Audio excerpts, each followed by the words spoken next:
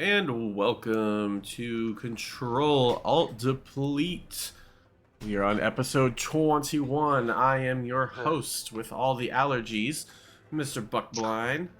And over on the right side of the screen in his fantastic onesie is Mr. Bioshock. Yep, Chinook Bioshock. How you doing We're good with another Chinook today, so that means another headache. Yay! So awesome. No, I'm doing good. I'm doing good though. Yeah, it's Good. almost a weekend, which is awesome. Nice. Yeah, it's my weekend now, so I can finally relax. I'm back on my normal schedule, which means more time for WoW, more time for the podcast, more time with the kids, more sleep, more everything. Just an overall increase. Oh yeah. Yep. Made some queso last night. Well, this morning, I guess. So yeah, it's queso at 5 in the morning. Yeah. Yeah, it was so good. Did you have something like right away as soon as you made it? Oh yeah, yeah. No, it was done at like 8:30 in the morning, so I had it right away. So I know it's really in like our podcast typically, but I'm curious about this queso. So how'd you cook it? You put it in like the oven or something? No, it's just a crock. So I had a bunch of. I had 3 different peppers, some red and yellow peppers. Chopped those up, diced them up. 2 big giant onions, chopped those up, diced them up. Had 2 cans of Rotel, diced tomatoes with lime and cilantro. And I dumped those in there. Had about 3 pounds of ground beef hamburger. Cooked that in the skillet and then put that in there. And then I had 2 bags. I don't know how many pounds. Probably about 2 pounds of a shrimp that was already pre-cooked and deveined and tailless and everything. So I threw that in there. Yeah. And then I had myself a 2-pound block of regular Velveeta cheese and a 2-pound block of the queso blanco, which is white queso of Velveeta cheese. Does it come like a sauce? No, it's just like a block. It's meant for like melting. But yeah, it's just a block of cheese, and I cut those up into just like little cubes, and then dump it all in the crock pot. And that crock pot was completely full. When I started up, I literally was like, when I come back in an hour and that cheese is melted, is it going to be overflowing? And it was not. It was very close. I mean, it was like that much space between the edge and where the everything had filled up to. But I was a little concerned when I first started up because I'd never put that much in the crock pot before. Yeah. But we went all out. And, put it in there on high for a couple of hours, and that melts all the cheese and warms up and gets the shrimp nice and toasty and keeps everything all melted and lets it all simmer together. Yeah. And, oh, it was so good. So good. The shrimp especially was a nice touch. I really liked the shrimp on there. I love shrimp. Yeah. But it goes so good with multiple meals. Yeah. Yeah, my wife probably won't eat any of it because it's got a bunch of onions and peppers in it, and she hates all those things, and just wants more for me. These all have food for the next week. Queso, oh, so good. But next up, I need to get myself an air fryer, like you and I have been talking about, and fry myself some. Try making chicken some wings. Well, you should also try for the kids. Is air fryer does really good grilled cheese. This is Tytherian. He is named after my mage. My mage is the only character I have that is not Buck something, because I made him a long time ago. Before I started naming everything Buck, I named my mage. And my mage is Tytherian. I think my mage's name was Leatus, Leatus. And then I kind of like went into like Bioshock and Quartz, and I basically been doing those. Yeah. But yeah. I gotta be careful because he will probably just attack me in a second. Although he probably wants my microphone is what he wants. He loves the little the foam wind cover things. Right. The reason that my headset doesn't have one on it is because he rips it off and tears it off, and I literally have gone through like 8 of them, and I finally gave up. Because he just wants to play with them, so he pulls them right off. He started attacking me like while it's on my head. He'll just attack my head and get it. How old is he? He is 8 years old now. Okay. Because we got him right before he moved into this house. Okay. Alright, get down. Cool. Oh, now you don't want to leave me. Okay, yeah, there you go. All right. Anyways, Anyway, we can get into it now. That's all right. Yeah, that's a little fun. Yeah, that's fun. Yeah. Anyway, so our weekly affixes. We'll get jumping into the news here. We don't have a whole lot today, honestly. So kind of No. just a chill podcast. But the weekly affixes are fortified, raging, and afflicted. So fortified, you just have increased add health and damage.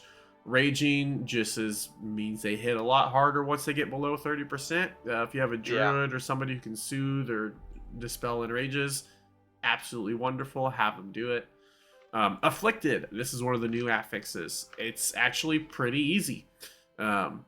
Basically, you have every 30 seconds, I think it is, you can have 1 or 0 to 2 ads pop up. They are friendly mobs. So you can't damage them or anything, but they will do a cast that if the cast gets off, then it decreases everybody's haste by 100%. And it does stack. So when you get 2 of them, and I think it also decreases movement speed a little bit, I think. I'm not sure. Not positive on that. Could be wrong. But yeah, so they have like different debuffs on them that you can either cleanse or use some kind of magic, poison, or disease debuff remover that you can use. So I know Paladin's cleanse works. You have one as an evoker that you said works. Yes, the expunge. Yes, expunge. There's several different classes that have abilities. Priests can mass dispel. They can use a regular dispel. Demon hunters can't do anything with it, so you're all on your own this week. But no, it's pretty easy. If you get one of those off, they just immediately go away. Otherwise, your healer just has to heal them up to, I think, above 90% or something like that.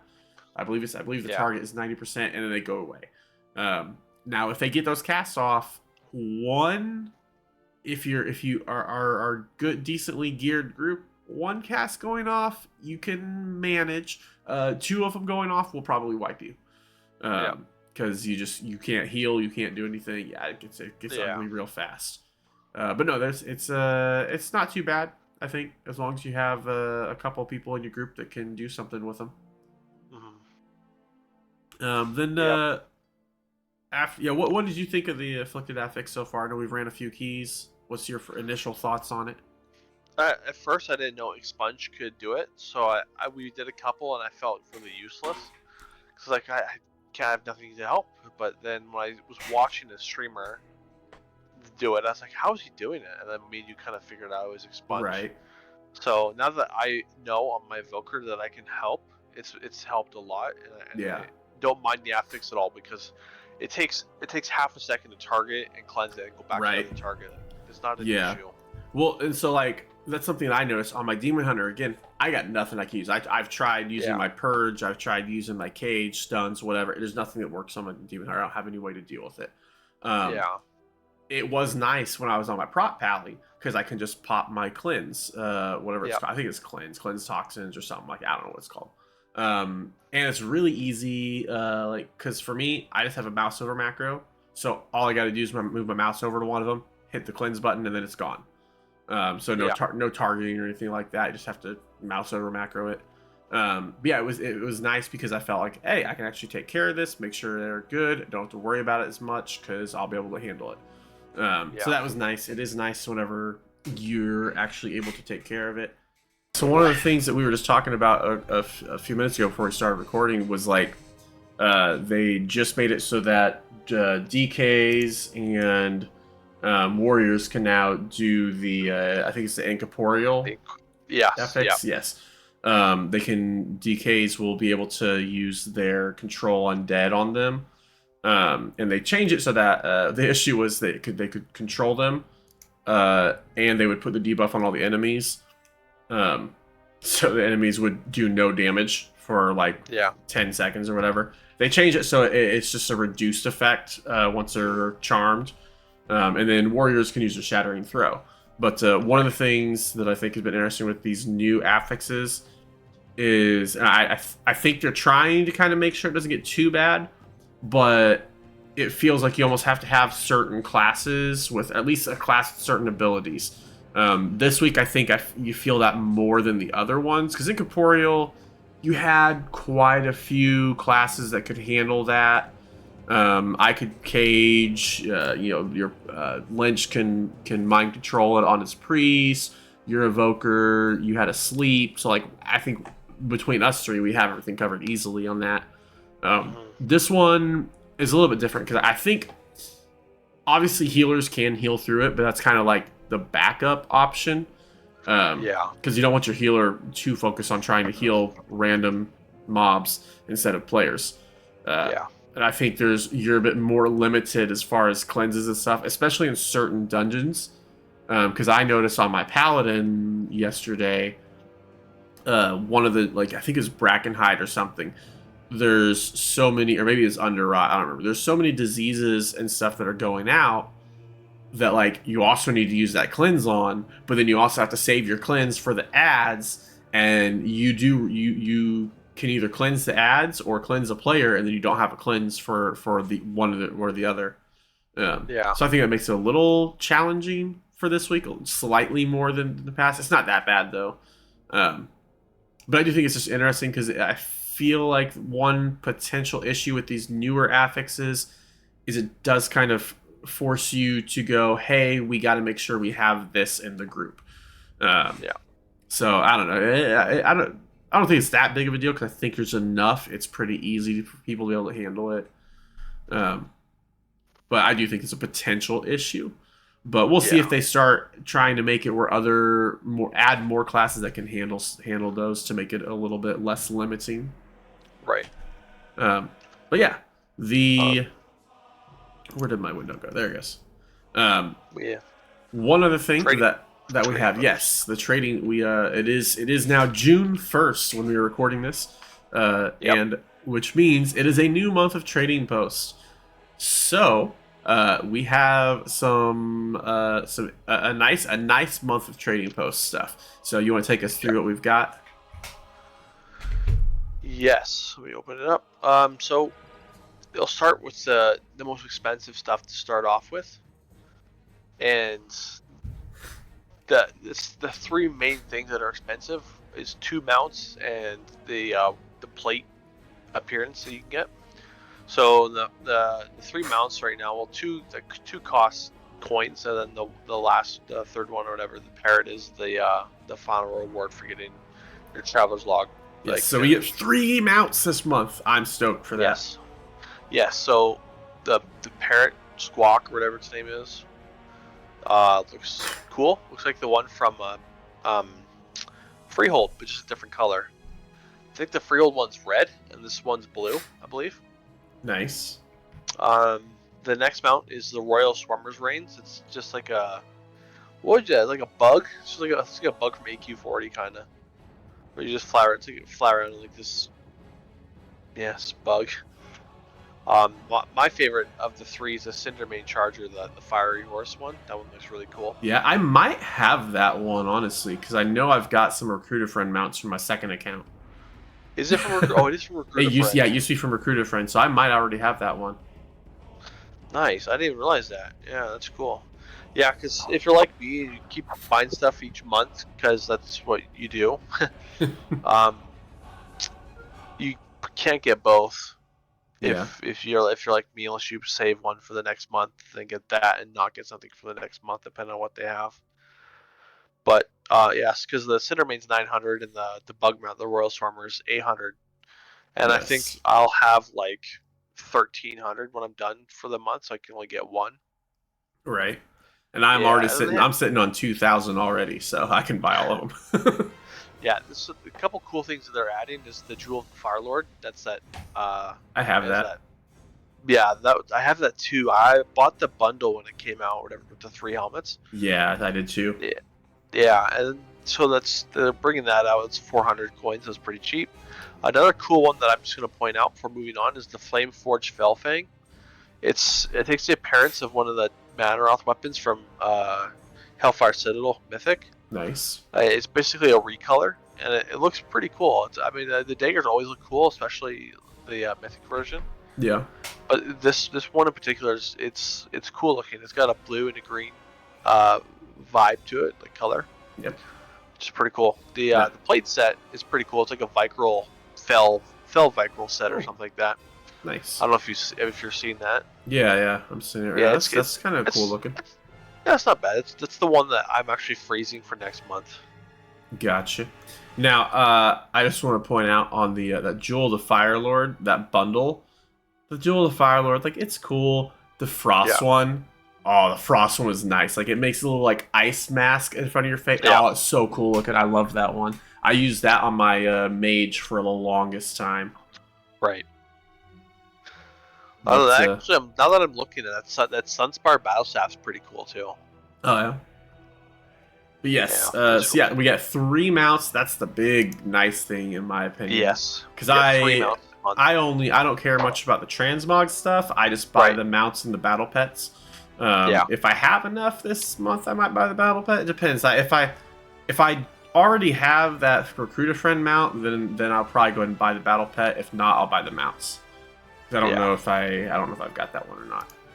But yes, make sure you get all your trading post stuff done and get that taken care of this month. It's got a lot of good stuff in there. Yeah, I feel like this. Honestly, looking through that list, I feel like this is probably the strongest month that they've had so far. Oh, for sure. Yeah. And I wonder how much of that is because of trying to get interest in this month with the Diablo launching today. Actually, Diablo just launched. And, trying to generate more buzz because they know there's going to be a lot of people playing Blizzard products. So I wonder if that had something to do with it. But speaking of Diablo 4, see what I did there? We have the Diablo 4 event that is going on right now. We have 2 events. I thought there was just one event and that everything was going to, because that was what was initially reported. But what it actually is we have 2 events, and right now the first one has started last week, and it's going to go until June 13th. And this is the one called a Greedy Emissary. You're going to have treasure goblins spawning around through the open world, so we can go and kill those, similar to the Diablo 3 event a long time ago. And what was that during BFA? No, that was Cataclysm. Legion? No, that was end of Cataclysm. Oh, I could have sworn they had some no. Yeah. They did. That was the 10-year anniversary or 20-year anniversary of Diablo 2 or maybe you know what, that might have been when they do a relaunch of Diablo 2. It was like Diablo Resurrected or something like that. Yeah, I think that might have been what it was. But I remember they had the event. Yeah, because they did have the event during that, and that was when they had the treasure goblins stuff. Yeah. But yes, go kill your treasure goblins when you see them. Burn them down and grab your loot. That's going to go until June 13th. Then there'll be a day of nothing. And then on June 15th, it is called Welcome to Sanctuary. It has not been confirmed, but people are guessing, according to like Icy Veins and Wowhead, they are assuming that because it's called Welcome to Sanctuary, that's when the Winds of Sanctuary buff is going to become available. That's why there's confusion, because all we knew was there's going to be a Diablo event and Winds of Sanctuary buff was going to be during the event. Turns out, like I said, it's 2 events, and the first one did not have the buff. The second one, we assume, will have the buff. That is going to be running from June 15th to July 10th, so you have almost a full month on that. It's going to be like probably 4 weeks altogether. Yeah. Close to 4 weeks. So make sure, again, the event description says strange winds blow from another world and heroes are filled with renewed vigor. Characters gain increased experience and reputation during this event. So yes, you'll have, I think it's an 8% reputation increase, I believe. So if you want to get your renown up, good time to work on renown and stuff. Yep. Honestly, I feel like, oh wait, no, now it's 50%?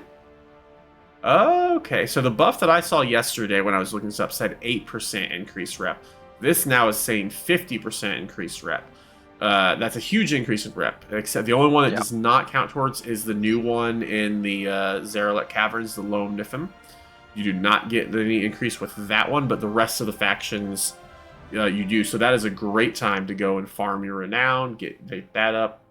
I will probably do that with the Tuscar to get my renown up with them.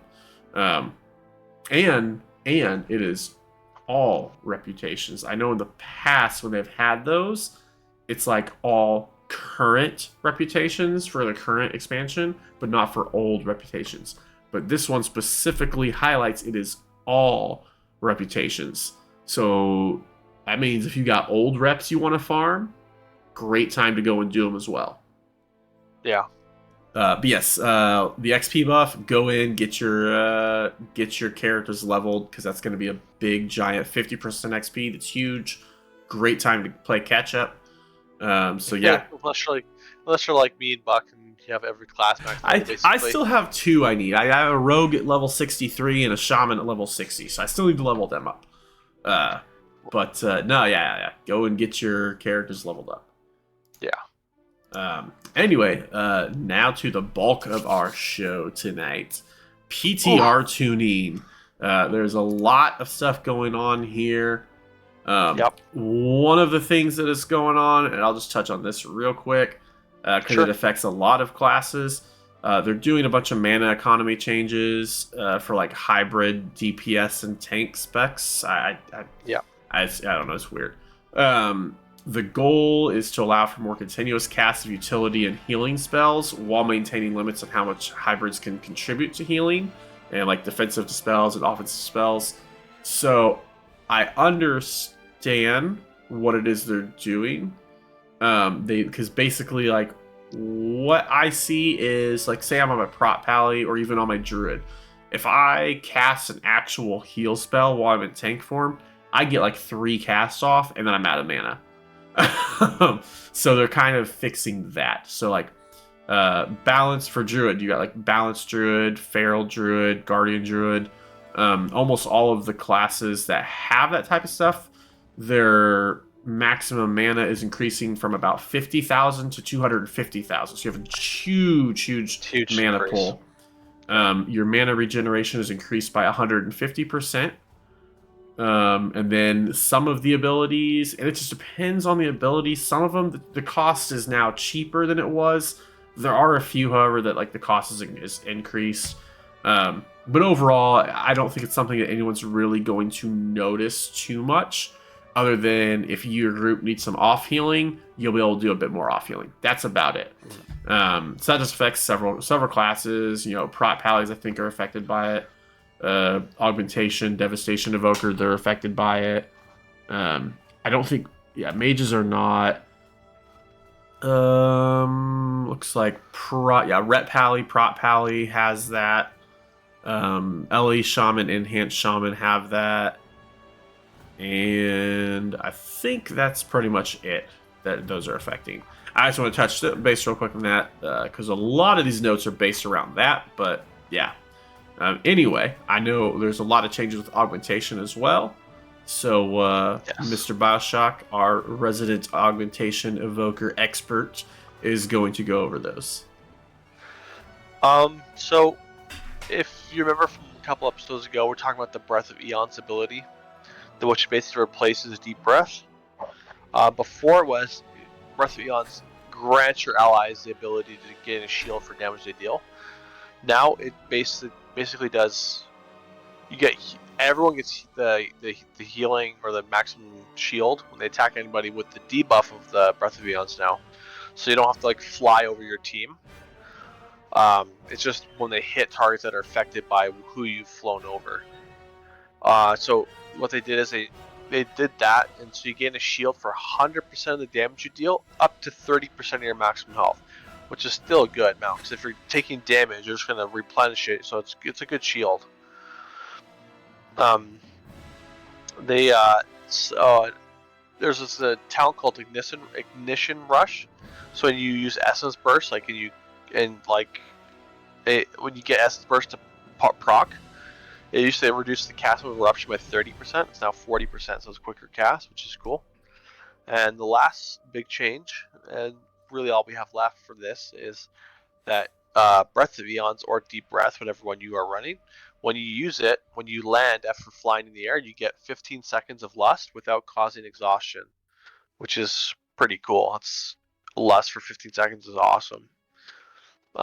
So yeah, there's that, and they changed like some of the mana costs of some of the abilities because the mana is going up for devastation and augmentation. So just mana changes there. So that's it for augmentation. So I also seen motes of possibility are now going to spawn in a random position in front of the evoker, where it used to be like around the evoker. So it's like kind of fine tuning that a little bit. And then Plot the Future, Font of Magic, and Power Nexus have had their positions swapped in the talent tree. I'm not sure what those are. Do you have any insight on that? Sorry, on which one? Plot the Future, Font of Magic, and Power Nexus. Those 3 talents have had their positions changed around in the talent tree. Oh, yeah. So the Power Nexus increase your essence is in an easier spot to get it now. Gotcha. Okay. Yeah. It's just they put it in a lot more convenient spot, so it's just a quality of life change. Good. There's also been, as we are aware, there's a lot of mage reworks going on. Yes. The original big one was supposed to be Arcane Mage, and I've yet to see hardly any actual changes to Arcane. I think probably because they're doing such a big rework, they probably haven't finished much and aren't ready to go into detail on it. But there were a lot of fire and frost changes. So if you want to take us through those, because I know you have dove real deep into those as well. Yes, I'm looking forward to trying Mage in the rework, because I think it has the potential to be very good, and they're fixing spots that need to be fixed, and they're listening to the community, which is nice. One of the big things that changed, which a lot of people are liking, is they got rid of Rune of Power. That was one of the worst spells in the game, I feel like. It was extremely strong. Yep. But you could hardly ever stay in it with the fights of the dungeons, the raids. Like, you're not standing still that much. Yes, so that is an ability that I feel like back in like classic WoW and probably up until like Lich King. Yeah, probably all the way until Kata. It'd probably be fine to use because you have a lot of times where you're just standing there, just burning DPS. But with today's dungeons and raids, you're constantly on the move. And that was a terrible talent. I always hated that talent on my mage. Yeah, so basically they got rid of Root of Power and replaced it with Incanter's Flow, which has been in the game since WoD or Legion. I don't quite remember. It's been at least Legion. Yeah, Incanter's Flow basically fluctuates spell damage and it just kind of goes to max and goes down. So basically it started at 4% and went to 20%. They reduced it to 2% to 10%, which is honestly fine. I mean, the fact that Root of Power is gone is great. Yes. So I'm not too familiar with much of the fire changes. So if you have anything that you want to add, go ahead. But because I've only really looked into the frost, I'm not really curious, and I'm not really interested in fire at the moment. Yeah, well, we know my opinions on Fire Mage. So. yeah, true. I'll just overall cover this on Fire Mage. All the changes are bad. Delete Fire Mage from the game. Even if they're really good, Buck hates them. Yep. Just at this point, it's not about the damage. It's just about principle. Yes, it's just about the principle of the matter. So some of the stuff coming for fire is a new talent called Inflame. And Hot Strike increased the amount of ignite damage from Pyroblast and Flame Strike by additional 10%. It's now a choice note with Pyromaniac. So they're just adding choices. They're increasing the damage of Flame Strike by 12% and Flame Patch by 12%. Flame Patch is the leftover damage from Flame Strike, if you didn't realize, if you didn't know that. So basically, no one, even in AoE, like you never took Flame Strike. It's not used at all. So I think they're trying to break it so it's used. And it shouldn't be used because you should be using Blizzard or Fire Mage. No, you should be using Blizzard or Frozen Orb. Yeah, you should play a Frost Mage, not Fire. Yeah. I mean, we'll get to it, but I honestly think Frost has got the best changes of the two so far. Right. But yeah, so they increased in ignite damage by 6% to kind of help with the AoE damage.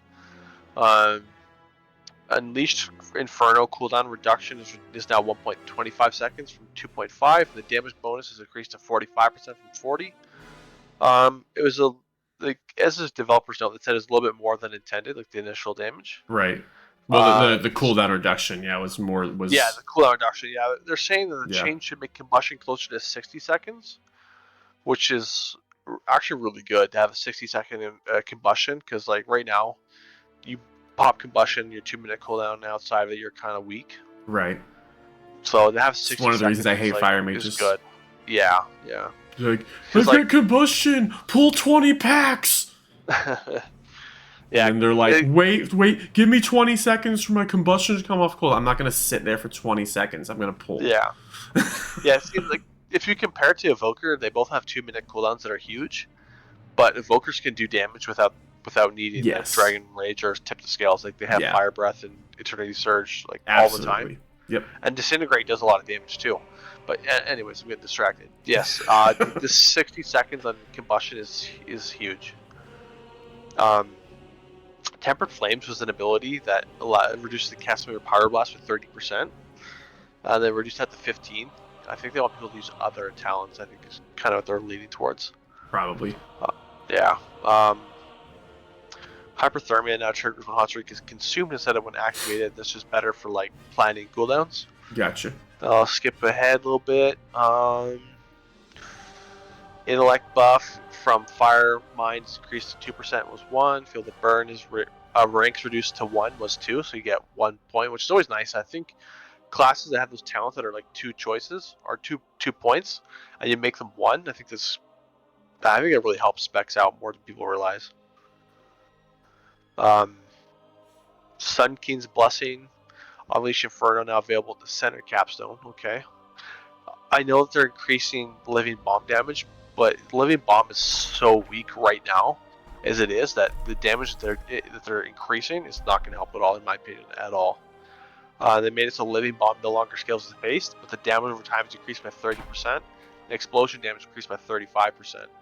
I still don't think that's enough. I was watching some other mages talk about it, and they don't think it's going to change anything. Living Bomb's still going to be really weak. I apologize for the interruption, but this look of panic and searching on my face is the realization that I think I left my phone in my toddler's bedroom when I put him to bed. Oh no. There's no getting that back until the morning. You think I'm gonna risk going in there and waking him up? Nah. You're gonna wake up, go in that room, and he's gonna be playing Minecraft on your phone. All right, continue. He's gonna figure it out. Yeah. There's Convection's chance to grant reduced cooldown increased to 30% was 25. That just helps with combustion cooldowns. Well, I didn't realize this was an issue, but apparently this is a fixed issue. Fixed an issue that caused Phoenix Flames to spread Ignite. So I guess Phoenix Flames is not supposed to spread Ignite. Interesting. I thought it was supposed to, but I guess I don't know much about fire though. That's fire though. Some minor changes. I think the biggest change is the 1-minute combustion, or the potential 1 minute. It doesn't mean it's always gonna be 1 minute. Yeah. No. I procs and stuff. And I think, for me, that's always something that I prefer when I'm thinking about, like, what kind of class do I want to play, or what kind of classes do I want to take along in, like, a Mythic Plus. Listen, Raid, I don't care what you are. If you got good gear and you know the fights, you're good. As far as Mythic Plus, I don't like classes, and so I've never liked Fire Mage. I don't like classes where it's like, I'm gonna do damage every 2 minutes and then I'm gonna suck for the other minute and a half. Like, I don't like that. That's why I like Demon Hunter, because man, we have just big bursts every pull. I want somebody who's you don't have to have every single cooldown available every pull, but make the class, let the classes, each class have something they can pop that'll be a decent cooldown. Every class should have some kind of 45-second, 1 minute cooldown that you can use that'll be ready just about every single pull. Because most pulls on Mythic Plus are typically 45 seconds to a minute long. So having a 1 minute cooldown means you should have something that you can use almost every pull. And I hate classes that you got nothing for half the pulls in the dungeon. I hate it. Yeah. So I'm gonna hop into Frost, but I'm gonna log into WoW real quick. The true there's mage ability. class.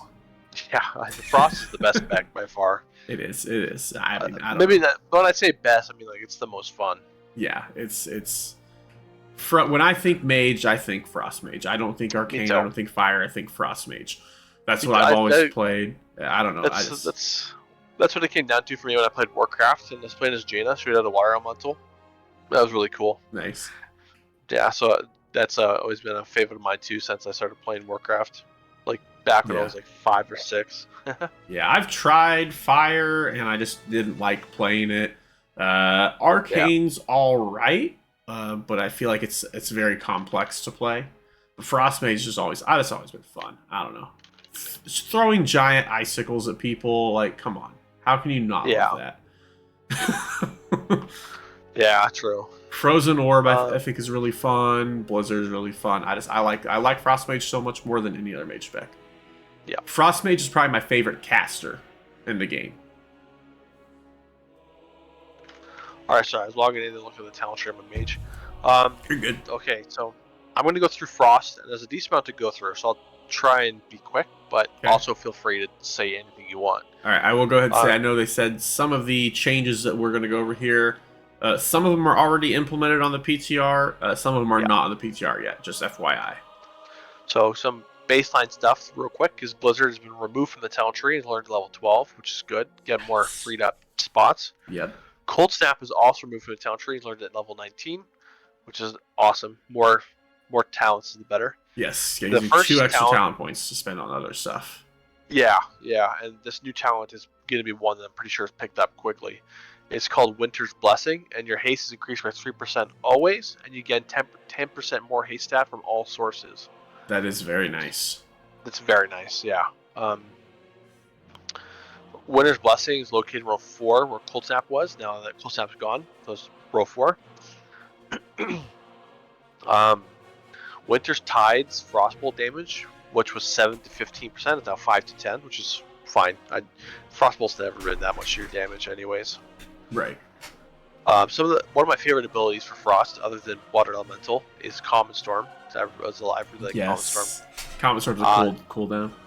Yeah, and it's got 10% increased damage, which is cool. And it's switched positions with Glacial Assault, and is now available after Perpetual Winter on row 6. Now, real quick, is Comet Storm really used right now? Because I feel like Comet Storm is not picked up. Yeah, I didn't think so. I feel like it hadn't been picked up in a while. I remember, I think Legion, I used Comet Storm a lot, and I love that ability. One, it looks cool. It just looks cool. Yeah. But it felt cool. It looked cool. I loved Comet Storm. So hopefully maybe this will make it easier to pick up and make it worthwhile having, because I love that ability. Now, like the fact that it's switching rows, 1, 2, 3, 4, 5, 6. It's going up like 2 rows from where it's at right now. Got you. So it should be easier to pick up, and the damage increase, and the fact that it doesn't have an AoE cap, you can hit everybody within 6 yards. Yes. I guess it works really well, but I feel like it'd be a strong cooldown. Yeah, that's cooldown. Comet Storm really is just one of my favorite abilities. I love it too. Just another reason Frost Mage is so much fun. Yeah. Glacial Assault damage is increased by 15%, and also causes Comet Storm to increase the damage enemies take from you by 2%, up to 10% for 10 seconds. So if someone gets hit by every AoE portion that comes down with Comet Storm, they take more damage. They'll take up to 10% for 10 seconds, which is awesome. Just more Comet Storm damage is awesome, or making it take more damage is awesome. Glacial Assault has swapped positions with Comet Storm, and is now available after Deep Shatter and Comet Storm on row 8. Glacial Assault, that's the Comet Storm damage. Okay. Splitting Ice. Do you know what Splitting Ice is? Yes, that's what makes your Ice Lance hit cleave a second target, correct? Yes. So right now, this is the tooltip: is that Ice Lance and Icicles do 5% increased damage, and then hit the second target for 65% of our damage. Now this next part is what is the key part. Is right now in Splitting Ice, the same talent, your Ebon Bolt and Glacial Spike will also hit a second target for 80%. They're changing that to 100%. So Ebb and Bolt and Glacial Spike will clear 2 targets for 100%. And from Legion, I was a big fan of Ebb and Bolt. I think Ebb and Bolt's a cool ability as well. Ebb and Bolt was pretty fun. Because that was the artifact weapon ability for Frost Mages in Legion. So that's I making talents that I think make Mage fun, and making them good again, which is always really promising, and I hope they continue to make changes like this or tuning in or whatever they got to do. But I like the changes so far. Yeah. They are buffing Splitting Ice's Ice Lance icicle damage to display that it deals 80% up from 65. Nice. That's a big buff as well. Absolutely. They're nerfing Deep Shatter for Frostbolts. They're nerfing Frostbolt in general in this patch, which is fine because it's not part of your damage really. Right. They're reducing it from right now if you do damage to frozen targets with Frostbolt, that's 20 to 40% based on how many points you put in. It's now going from 10 to 25, so it's getting nerfed a little bit, which is fine. And honestly, I'm okay with Frostbolt not getting as much, not being as strong, because I know in Shadowlands, like with your Necrolord, you single target, like you'd pop that, and it was just all you did was cast Frostbolt, Frostbolt, Frostbolt, Frostbolt. People, I think, got sick of hitting Frostbolt.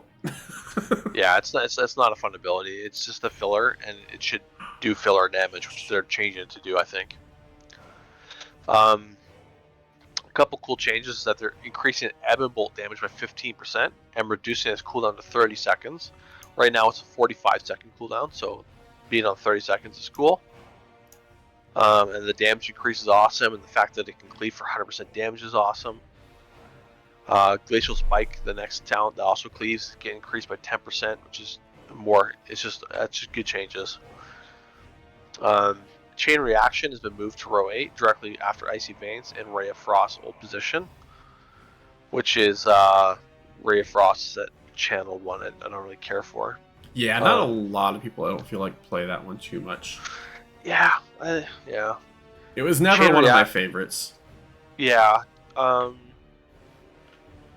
Chain Reaction right now is like when you do Ice Lance against frozen targets, you increase the damage you deal by 1% up to 5 times for 10 seconds, and it continuously stacks if you just keep Ice Lancing.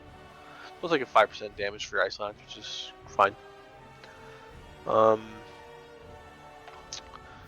Where Ray of Frost cooldown reduced to 60 seconds was 75. I still don't think it'll be that much played. It might if it's strong. I don't know though. Yeah, we'll see if it lines up with other cooldowns well, and maybe. Because it has the potential to be good, because when it first came into the game, it was pretty good. Like, say if you look at this cryopathy talent, I mean that might make it worthwhile. Yeah. Cryopathy, the damage of your next Ray of Frost increased by 8% each time you consume Fingers of Frost, up to 80%. I didn't realize that. Ray of Frost could be. I didn't realize 80%. And Icy Veins grants 10 stacks instantly. Wow. I didn't get to that part yet. Yeah, that's Ray of Frost. Ray of Frost might be good. Might be pretty good now. Might be pretty good for that single target. Yeah. Damn. Yeah, that's good. Yeah. Then it goes right in Ray of Frost row 10, which is the second from the bottom. Yes. On the far right. I thought 10 was capstone. I guess it depends on what. 5, 6, 7, 8, 9. Yeah, you're right. There's 10's the capstone. Okay. But directly after. I thought it said taking over Ray of Frost spot. It's directly after. Okay, so they're taking Thermal Void spot. It looks like. All right, if that's even true, I don't know. A new talent, Cold Snap. Cold Snap also resets the cooldown of Frozen Orb, Comet Storm, and Blizzard. Very nice. That's awesome. That's awesome. And Icy Veins and in addition, your next Coin of Cold applies Winter's Chill to all enemies hit. Nice. Winter's Chill. That just freezes them, I believe, right? I think it just freezes them so that your Ice Lance does the bonus damage for hitting a frozen target. Okay. Yeah, I don't see my talent tree. I'll search it up. It's a passive ability. It's not a talent ability. Oh, okay. Because it's like whenever you Winter's Chill is just any enemy that's frozen, your Ice Lance does like the bonus, the 4 times the amount of damage, or I don't know what the actual number is, but it used to be 4 times the amount of damage. It was like an automatic critical hit. So that's all that this is saying that whenever you use your Cold Clone after you've just used Cold Snap, your next one will apply that Winter's Chill to all the enemies that are hit. So you get a bunch of extra damage. Okay. And some of the things I'm really looking forward to these last 2 changes. Oh wait, we have to talk about Icy Veins, my bad, 1 second. Icy Veins now summons a water elemental for its duration. And if you don't know, you can keep Icy Veins up for like 1.5 minutes with full cooldowns. Nice. Because like when you attack with the frozen target, it adds like 2 or 3 seconds or whatever to your Icy Veins. So it's like a 3-minute cooldown that lasts 35 seconds with 30% haste. But when you use it, like I said, like when you use it, you extend the duration by, it says right here, so 1 second. Every time you do a frozen target, increase by 1 second. So that you can keep it up, like, I know you can keep it up for like a good minute, which is cool. They have water elemental up for a minute. Right. Especially with the changes to water elemental. Yes. The water elemental's ability, Frigid Exposure, increases frost damage taken from enemies by 2%, stacking up to 20 times. That's huge again. Yep. Water elemental's damage, which is water bolt damage, increased by 50%. And water jet damage increased by 75%, and its cooldown is reduced to 15 seconds with 45. Water jet is an ability that when they cast it and they channel it, it gives you Fingers of Frost procs, if I'm correct. Yes, yes. So that's just more procs, and that sounds really good. Oh, absolutely.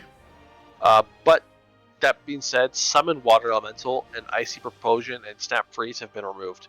So the only time you get the Water Elemental is through Icy Veins. Which is, I mean, I think it's a fine trade.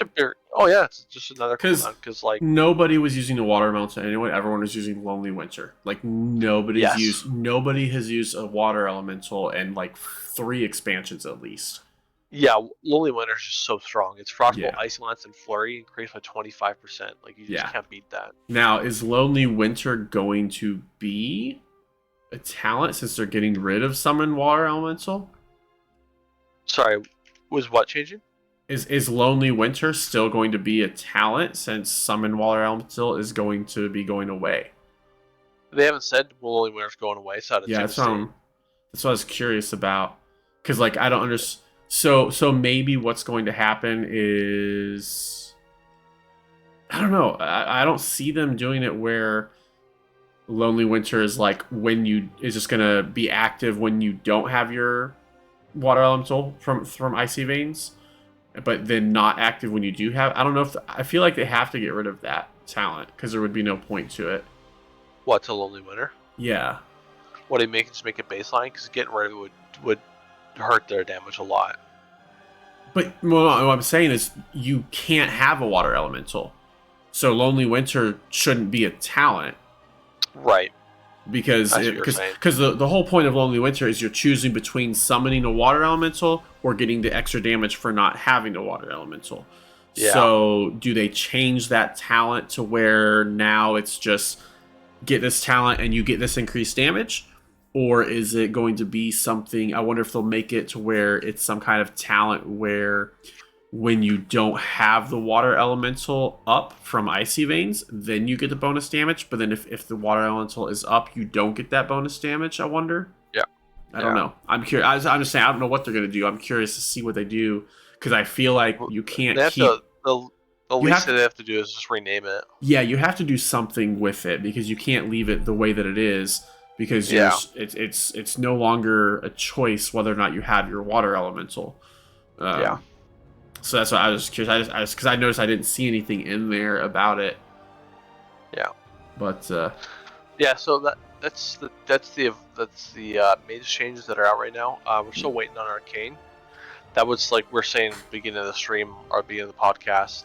You know, like they started this patch off by saying Arcane rework.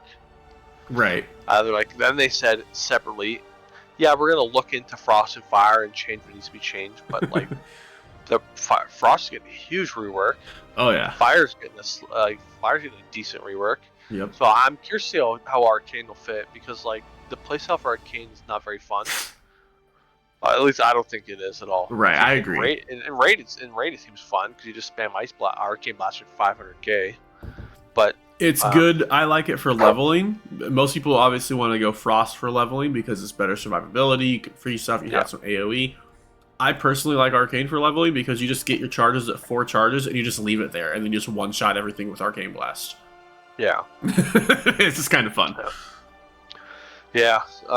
So we'll see. Yep. Hopefully, they have some Arcane news coming in the next couple weeks that we can cover. And then for sure. I'll go over some of these other changes real quick. Yeah. Sure. Holy Paladin. They're obviously doing a bunch of rework on that. Neither one of us really know Holy Pally that much. But yeah, it's getting a big redesign. So there's lots of tuning changes for that. I'm not going to go into all of them because I don't know what any of it really means. Yeah, Holy Pallies, definitely take a look at the PTR notes, see what they're doing. They've got stuff, all the healing is reduced by 3%. Lights Protection has been redesigned. Seal of the Crusader has been redesigned, so your auto attacks heal a nearby enemy. Avenging Crusader cooldown is increased to 60 seconds instead of 45, and now costs only 3 holy powers instead of 5. Okay. Looks like there's some mana changes that go along with the rest of the mana changes as well. Light of the Martyr now does 10% more damage to the Paladin. Hammer of the Wrath's cooldowns increased by 150%. So that's interesting. Yeah, there's a lot of different stuff on there. I don't know what any of these things really do, so it's kind of hard for me to go through them. One thing that I noticed is that they're reducing mana costs of some of their main heals by a little bit. Well, and that has more to do with the mana changes that they're doing across the board as well. But the Paladins will get changed because they're already 250. Yes, but they're still changing some of the costs and stuff to go along with that. And a lot of that the reason that the Holy Pally gets some of that changes compared to other Pally or other healers is that Holy Pallies don't really use mana for their healing. It's all about their holy power. So they're kind of a hybrid healer, even though they're actually a healer. But just because they don't use as much mana as other healers. Yeah. Anyway, yeah, Retribution, Prot Pallies, they're both getting the mana fix changes. Priest, Shadow Priest, Purify Disease now costs 10% of the base mana, so that's a big increase in their costs. Let's see. Alien Enhanced just has some other stuff. Restoration Shaman, the Greater Purge, now costs 1% less. And oh yes, so Warlocks, Glyph of the Observer is being deprecated and will no longer be available in customization option for Fell Hunters. However, that's because I guess in the new patch, they're going to have a Warlock pet customization system coming. So cool. There's no reason for them to have the glyphs because you'll be able to do customization stuff on there, which should be interesting. Good for Warlocks. Yeah. Affliction, Unstable Affliction damage increased by 10%. Seed of Corruption's cast time has been reduced to 2 seconds. That'll help them in AoE. Yeah, the Seed of Corruption's huge for their AoE with Vile Taint as well. But so it's good change for them, yeah. Then Demonology, Shadow Flame, Acolyte, and Fell Covenant have been removed. Demonic Knowledge has been re-added. It is now located where Shadow Flame Acolyte was. Shadow's Bite has been re-added. It's now located where Fell Covenant was. Hand of Gul'dan damage increased by 25%. Implosion damage increased by 15%. Dreadstalker damage increased by 15%. Demon Bolt damage increased by 20%. So some big buffs coming for Demonology. Pretty much almost that's like just about all of their main abilities. So that's a big good increase for them. Bilescourge Bomber's Soul Shard cost has been reduced to 0, where it used to cost 2. Umbral Blaze has a 15 to 30% or 15/30% chance of occurring. It was 15. That's pretty big. Yep. Umbral Blaze now retains remaining damage when reapplied, so that's also good. That's big. Yeah. The 2 set has been adjusted for this season's tier. Demon Bolt damage increased 20%, was 15, and consuming a demonic core reduces the cooldown of Grimoire Felguard by 1 second. Then Dirty Hands has been renamed to Malefic Impacts. Oh, Interesting. quickly, real sec. Okay. You're gonna read this Destro change for this Crashing Chaos, and you're gonna think insane. Just go ahead. Yeah, so it looks like some good buffs for Demonology. Yeah. So then Destruction. Dimensional Rift damage increased by 15%. And Crashing Chaos has been redesigned. Summon Infernal increases the damage of your next 8 casts of Chaos Bolt by 50%, but only 10 in PvP. 2 Carol PvP. Or your next 8 casts of Rain of Fire by 70%, 15% in PvP. So that's going to be really strong. Yeah, that's going to be really good for honestly single target or AoE. It gives you the option there, so that's great. Yeah, yeah. That's some nice changes. I don't know. I don't see it in the notes, but I saw Kalamazzi talking that you can somehow get your Inferno to a 2-minute cooldown instead of 3. Interesting. It was shown on his stream, so I don't see it here, but yeah, I did see it today. Maybe it's a talent that people weren't using, but now maybe will use. True. Yeah, it's hard to say. There's some PvP changes for Holy Pally. I'm not going to go over those because we don't know anything about Holy Pally, really. Yeah. Affliction Lock. Unstable Affliction now deals 25% increased damage in PvP. This is all PvP changes for this Affliction Lock, FYI. Rampant Afflictions now decreases the damage of Unstable Affliction by 25% in addition to its current effect. Rotten Decay can now trigger from Shadow Bolt and Drain Soul, and also extends the duration of Siphon Life. So it looks like they got a little bit of buffs in PvP. Yeah. But yeah, so let's see here. Is there anything else interesting in here? Looks like an edit mode has been changed a little bit. They added duration bars for breath, fatigue with size settings.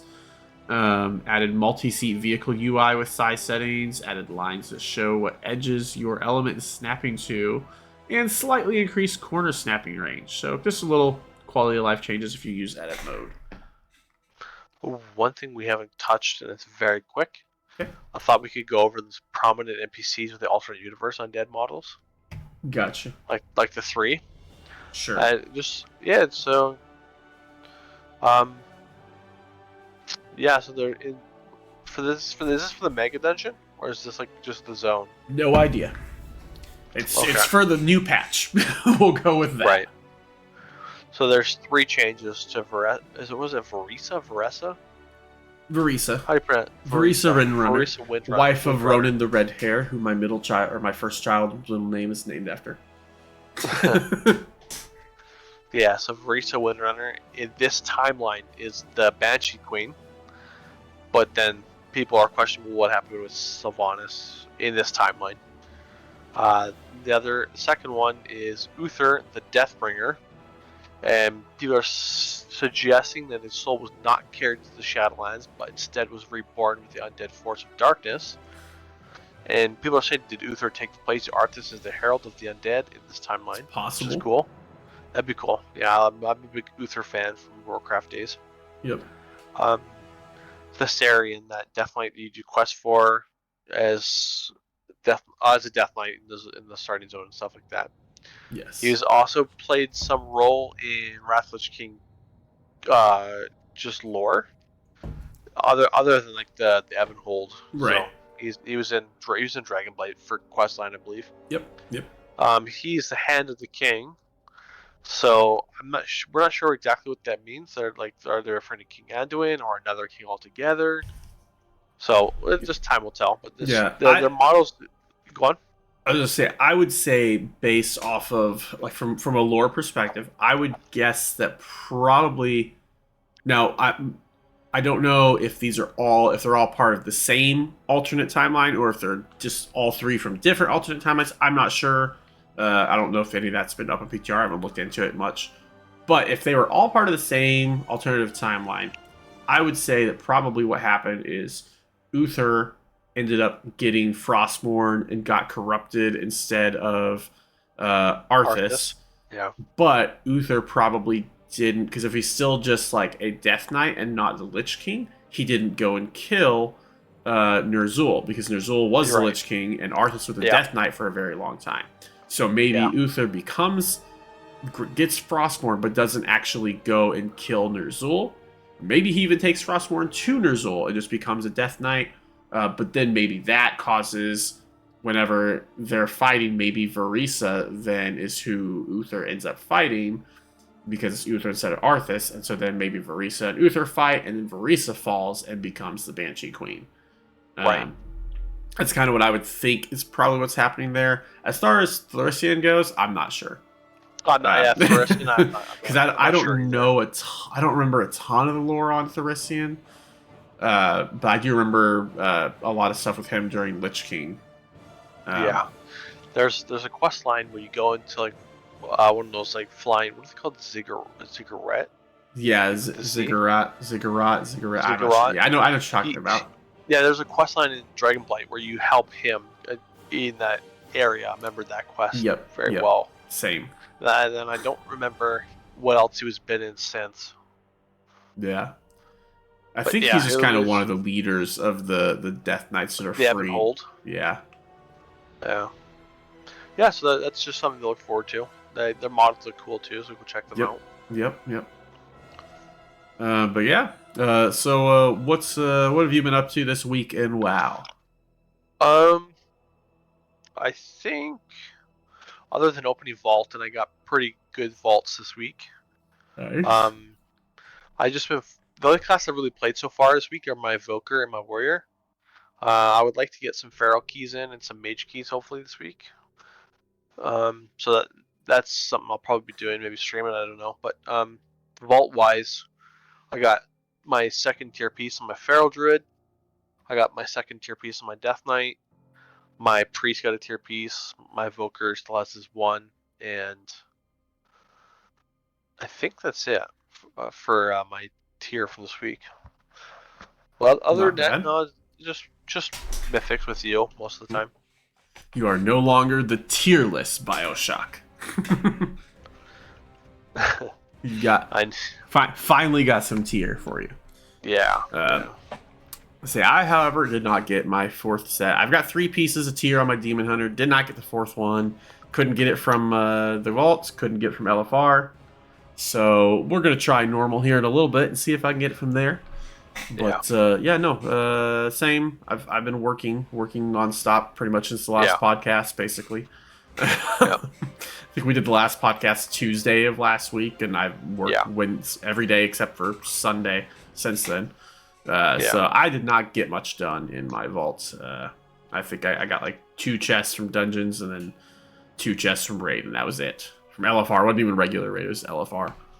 But didn't get anything done on alts. But this week we'll get a lot more stuff done, and have a lot more to check in my vault.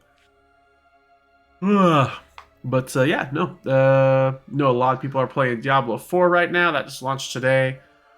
Well, the early access, So for those of you who whose favorite streamers are currently playing Diablo 4 and you want to see some WoW, just come watch us. Yeah. Watch us scrubs play. Because we're playing WoW, not Diablo 4. Yep. I'll play it eventually, but not right now. Yeah. I got it. I only bought it for the mount. I'll play the game eventually because it looks cool, the graphics are cool. I want to see the storyline and stuff, but just not. It's not my style of game. I'm not a big fan of the style of it. I do really like my Necromancer in Diablo 2 or Diablo 3. I mean, the Necromancer that I was playing a while back. That was a lot of fun, just watching corpses explode all the time. I don't know if they have that in Diablo 4 or not, but we'll take a look and see. I don't know. But yeah. I think that just about covers it. Yep. If you want to check us out on other content, you can check me out on Twitch at twitch.tv/Buckblind. YouTube, I am Buckblind the Demon Hunter. I've got different videos up there. I've got all the previous podcasts. I've got all my speed runs on there. So got a lot of content on there. Then Twitter, you can always follow me on Twitter at BuckblindDH. Okay, catch words of wisdom on WoW or me ranting about people not waiting for the tank to pull and just pulling for us. But, you know.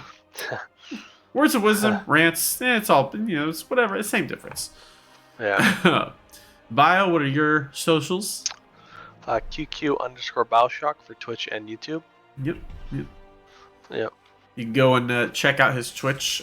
He streams quite often, usually when I'm at work, and then I go in the chat and harass him all night long. So you all can join me and help harass him.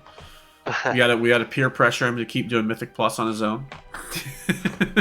I've been doing it. Yep. He's been doing it. We just gotta keep pushing him, keep making him do more. More Mythic Plus. Now it does warm my heart to see you doing Mythic Plus on your own finally, and getting some press and stuff, getting stuff done on your own. Yeah. You just got to get over your fear of there's no other. It's not buck tanking. It's some dumb tank out there who doesn't know what they're doing. I mean, you're going to have to deal with a lot of it, but you'll be fine. Yeah. These dungeons are pretty easy this season, though. They're not bad. They're good. A lot better tuned for sure. Yes. But I think that just about covers everything. Yep. Be sure to follow and like and subscribe on our YouTube for these podcast videos, especially if you want notifications for when the next episode comes out. Subscribe.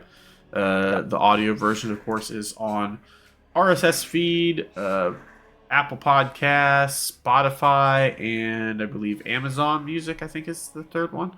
So, like and subscribe on there so you can be alerted whenever we release a new one.